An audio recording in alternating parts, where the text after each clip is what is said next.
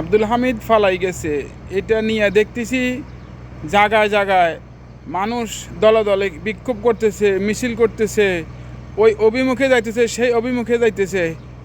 আজকে 9 মাসের মাথায় পড়ছে। তো কী করছেন আপনারা এতদিন?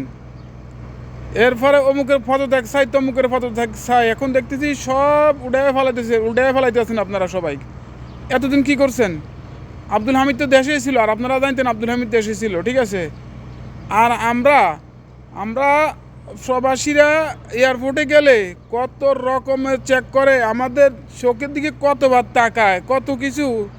আমরা বিদেশি করি, প্রবাস করি, আমরা কষ্ট করি, 2 পয়সা কামাই করি আমাদের ছেলে মেয়ে, আমাদের মা বাবা, ভাই বোনদের জন্য। এত পেরেশানির মধ্যে দিয়ে এয়ারপোর্টে গেলে কত পেরেশানি আমগুলো করে।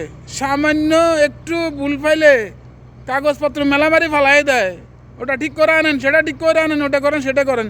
হ্যাঁ, এয়ারপোর্ট কর্তৃপক্ষ কি করছে? আব্দুল হামিদরে কি তারা চিনে না? আব্দুল হামিদরে কি আটকাইতে পারেন নাই? আব্দুল হামিদের ব্যাপারে কোনো নোটিফিকেশন দিতে পারেন নাই? আপনারা বসা রাখতে পারেন নাই? আমাদের সাধারণ মানুষের যে পেরেশানি করেন, কই আব্দুল হামিদ তো সুন্দরভাবে চলে গেল, ফালাই গেল। কি করছেন? হ্যাঁ, আপনারা যারা আন্দোলন করতেছেন আপনাদেরকে বলতেছি, আপনারা সোজা এয়ারপোর্টে যান, এয়ারপোর্ট ঘিরাও করেন আপনারা। কারণ এয়ারপোর্টে কতগুলো গেট ফারাওয়ার পরা যায়, বিমানে উঠে কাগজপত্র সব কিছু শো করতে হয়, পাসপোর্ট শো করতে হয়। আপনারা এইখানে সেইখানে ওইখানে কিসের আন্দোলন করেন? এই সমস্ত আন্দোলন কোনো কাজ হবে না। আপনারা একবার যাইয়া আপনারা এয়ারপোর্টে হামলা দেন, ঠিক আছে, প্রতিবাদ করেন, হামলা দেন এয়ারপোর্টে। ভবিষ্যতে আর এই যে এইভাবে যে যতগুলো ফালাইছে, এইভাবে ফালাইছে, আরও এইভাবে ফালাইব। আপনারা একটিবার শুধু এয়ারপোর্টে আপনারা যাইয়া আপনারা সবাই জড়ো হইয়া আপনারা ওইখানে অ্যাকশন করেন, ওইখানে অ্যাকশন কাজ হবে।